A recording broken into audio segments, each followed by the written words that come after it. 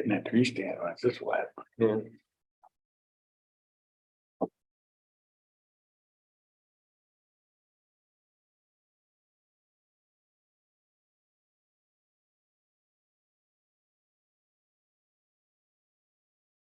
We are back in open session of the CCIDA board meeting. I'd like to report that no action votes were taken during executive session.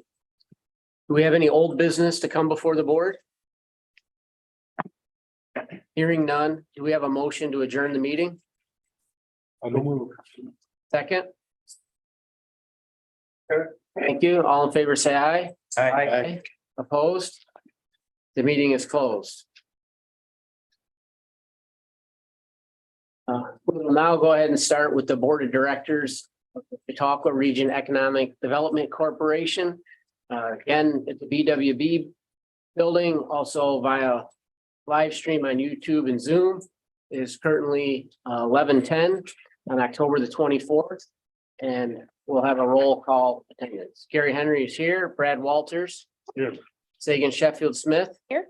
Kevin Muldowney. Here. Dan Hetzenrader. Here. Stephen Thorpe. Here. Dan DeMart. Here. Thank you. You should have already received the minutes from the September 26th meeting, had a chance to review those. Do we have a motion to accept those minutes? Awesome. Thank you, Steve. Do we have a second? Second. Thank you. All in favor, say aye. Aye. Opposed? The minutes are approved. Do we have any new business?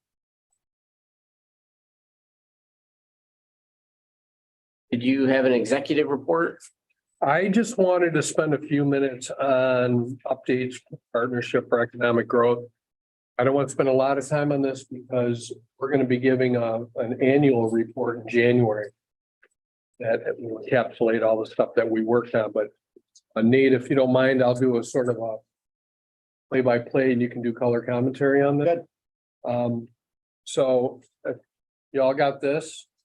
Partnership is just doing incredible work. I don't know what else to say. I mean, with Nate managing it and his team and all the participation from all the community stakeholders, it's just been amazing. Of my expectations when we created this years ago. So just real quick, and I'm gonna go fairly quick here. So first page, you can see on the left hand, the table of all the funding sources that we have for the partnership. Ralph Wilson, Gabby, Northern Chautauqua Community Foundation, the Occupancy Tax, Foundation for Greater Buffalo, the Sheldon, the CRCF. And so you can see that we're really leveraging local and regional funding through the foundations. Speaking of leverage, our goal when we approached the Ralph Wilson Foundation was to turn $1 into $4. When you can see from this chart, we've basically turned, and I think we say it later on, $1 into $62 by leveraging. See some of the big projects, the city of Dunkirk's $10 million, the West Side sewer expansion that we paid for the consultant to actually do the engineering work on that. So we're doing well. You want to add to that? Just to add, really the bulk of our grants are awarded in mid-December for the consolidated funding application process the state put on. So we're hoping to add a few $1 million between now and the end of the year. Apply in late July. We'll find out if you got the money in December. I talked about the DRI. We worked with the city of Dunkirk 2 years in a row. We paid for the consultant, Harry Sickerman Company, to help with that and others. And, they were awarded it this year, the 10 million. Nate and Rebecca are on the local planning committee. So they meet, they've been meeting all summer. So, that's good. Housing market assessment and development plan, MRB group. Rebecca's sort of taking the lead on that. Really is looking at the housing needs in the community and types. Really, we have contractor or developers come to us all the time about projects and say, well, do you have a market analysis? housing market analysis. Now we don't, so we're doing that. We submitted a $5.25 million Fast New York grant. I think I already talked about that for the Ripley site. We hope to hear back. Well, we don't know when, actually, but soon. And we also applied for a $1 million grant through IIJA. I knew what that stood for. It was like Infrastructure Improvement and Jobs Act or something like that. Something like that. Yeah, IIJA through Southern Tier West. And so we're feeling pretty confident about both of those. We're also working on a outdoor recreation trails map that will be provided electronically so that people can find the trails, find what amenities are near them, where do they park, all that stuff. So that's coming along. Did I add anything to that page? No, I think we're good, Mark. Okay. I already talked about Block Club and Clever Method. Block Club is helping us with the branding and the rollout of that, and Clever Method is helping us with our website. We all know that Jason joined the team. He's killing it. He's doing just a fabulous job. So excited. He's sort of overseeing all that. The Village of Mayville selected Barton LaJudas for their engineering and design consultant. If you remember, we helped Mayville do a conceptual plan and then took several of those projects, helped them apply for funding through the CFA. We were awarded $600,000-$700,000. Now they're putting that out to bid. Or they put it out to bid and they chose Barton LaJudas to do the engineering work. So that's going really well. And then we also received a state grant, craft beverage and ecotourism campaign. And we received 18 proposals. And we're interviewing 3 firms on the 26th. Real quick on these, we created a Friends of Chautauqua Greenways and we hired a trail coordinator to do that. You know, we did a greenway plan back in, oh, I can't even remember now. It's 2013, I want to say. Yep. And, you know, and there was some projects out of that really worked out and then it sort of sat for a while. Well, that's been totally reinvigorated. And we got the Rails to Trails Conservancy doing work. The Chautauqua Watershed Conservancy is doing work on the water trails. Jacob Broadway, who we hired, is used some partnership money and county money to do improvements to trails. So there's a lot going on in that world. You can see the Earl Gardot East Side Trails has had improvements. There's new signs up in Harris Hill. They branded, and they created a greenways group. So it's a representative of like the Rails to Trails, the equestrians, mountain bike people, the cross-country skiers. They've been meeting to define projects and work together on common projects. So that's going really well. Yeah, so the other thing we did is we created a economic development project support program where we're providing funding to municipalities, not-for-profits, community organizations, others for up to $20,000 for technical assistance or to sort of help them conceptualize, you know, projects where you can't just really go to the state or go to other funding sources, say, give me money, I'd like to do this project over there. You know, you really have to think through what that looks like. You know, how, you know, do you have community input? Do you have, you know, have you thought it through, sustainability, et cetera? So that's what we're really helping communities do through that. And that's where you can see that leverage ratio of 1:62. But so this year, we opened the application in September. We'll make the awards in January and, you know, hope to get a bunch of other good projects. You want to say anything about that? Yeah, in 2024, we'll have right around $500,000 to allocate for partnership, priority projects and initiatives. And as Mark said, to support our partners with projects that align to our economic development strategy. So when Rich reviews the CREDC budget, I'll elaborate on where we're heading with our ARPA funding and our Ralph Wilson Foundation grant funding, but we're in a good position for 2022. Have the resources to support it. So, Great project. Complete streets technical assistance. We are providing up to $20,000 per municipality to really conceptualize some complete street and implement complete street project, complete streets. Creating opportunities to make your downtowns more walkable. Looking at safety concerns, looking at walkability, et cetera. So we selected Jamestown, Clymer, Westfield, Sherman, and Silver Creek last year.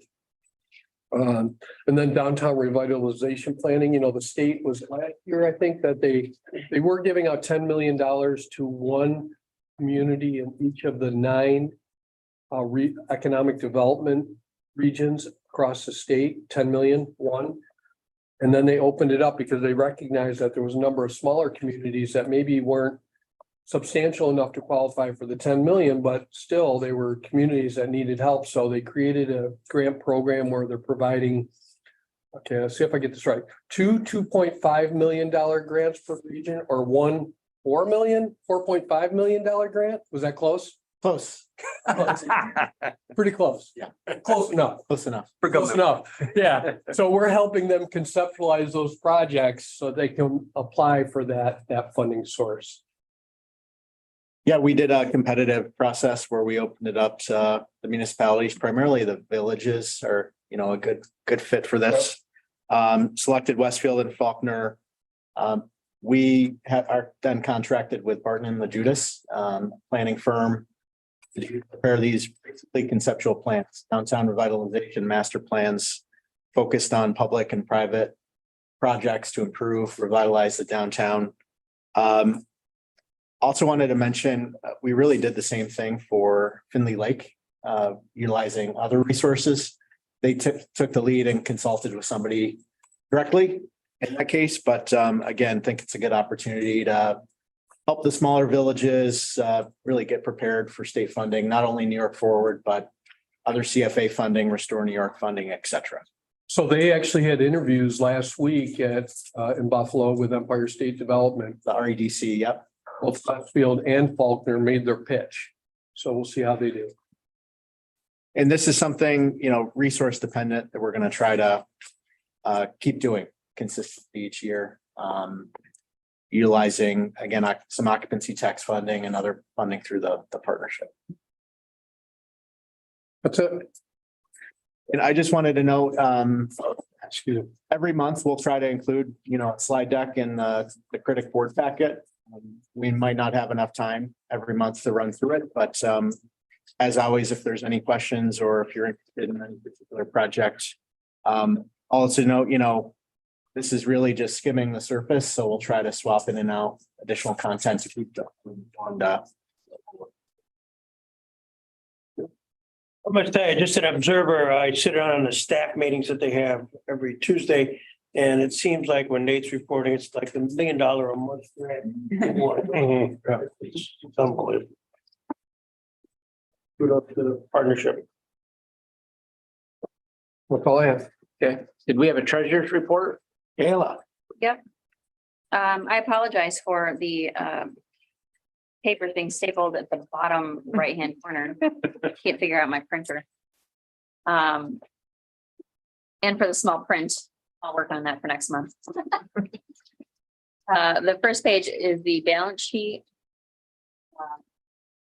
You've got your, for CREDC, you've got your negative bad debt reserve, which is normal. Ralph Wilson has that negative current liabilities, which is just a timing issue from month to month. And then Ralph Wilson's small business all the way to the right has that negative cash, and that's just a timing thing as well. If you flip to, Hold on before you go. Yeah. But so just high level here, if you look at each one of these accounts line up to basically sort of the projects and the funding sources that we're getting the funding from. So it keeps getting more and more complex because we keep being more and more successful about where we're getting funding from. But this is really, and so it's sort of a work in process, but you know, we're really making great strides and really figuring out what this thing looks like and all the different funding sources and tracking it. And it's been complicated.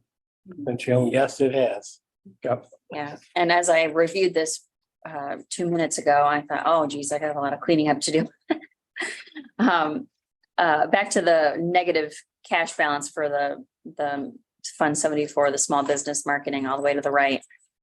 We received a portion of this fund, 158,000 this year, and then an additional 100,000 is coming in the previous year, but you have to spend it, keep spending the money and whatnot. So it's just a timing issue. We were granted more than what we've spent thus far, so that'll balance out next year.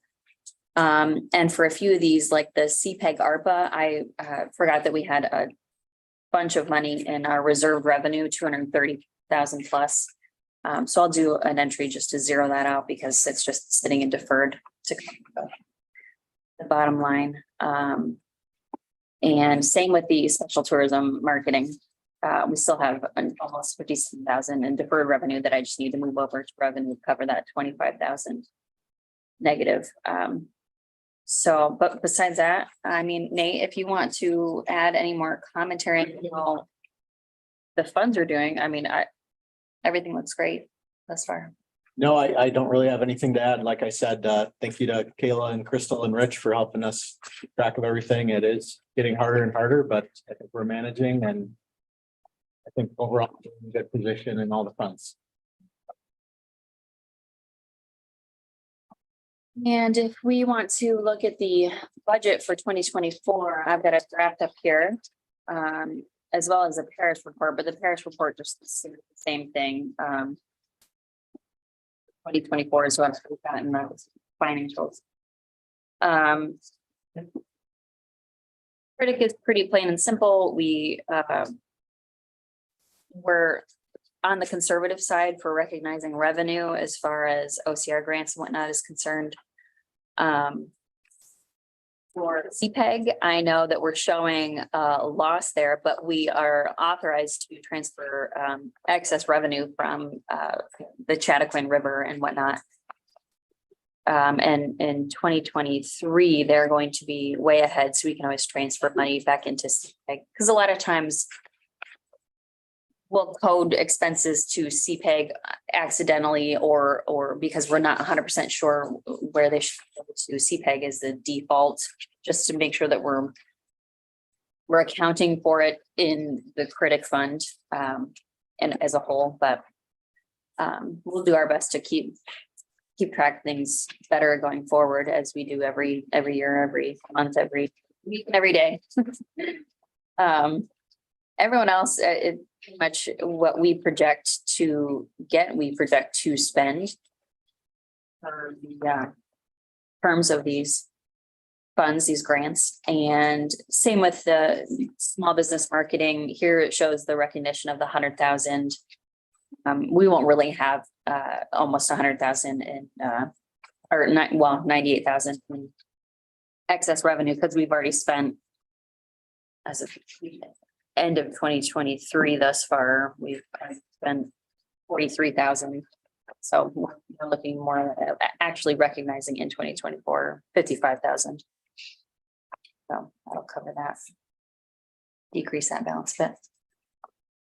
I just wanted to add, in Fund 85, we are not budgeting any revenue from new revenue, I should say, from the Ralph Wilson Foundation, as our 3-year grant ends at the end of July 2024.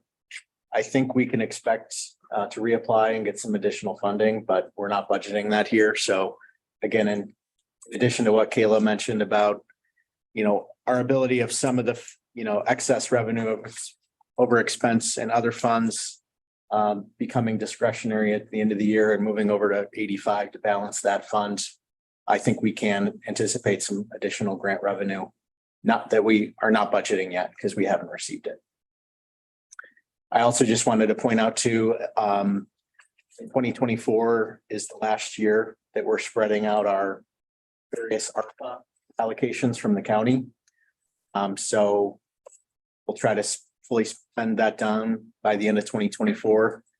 And, that gives us a lot of resources to work with next year, but we're cognizant of the fact that those resources no longer be there. So, we'll begin to look at other funding mechanisms, again, including our local foundations, which continue to partner with us, as well as, I think, another, hopefully multi-year request we'll put into the Wilson.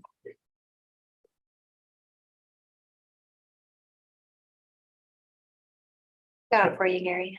Thank you. We have a motion to accept the treasurer's report.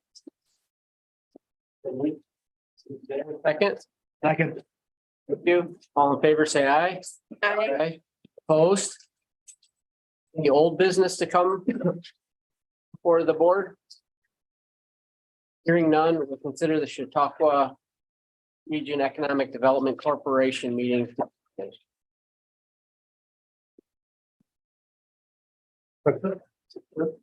CRC. Why don't I have that agenda in there?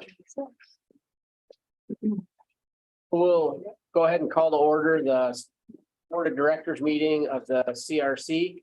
We're at the BWB building. It's currently 11:30, October the 24th. And we'll have a roll call. Gary Henry is here. Brad Walters.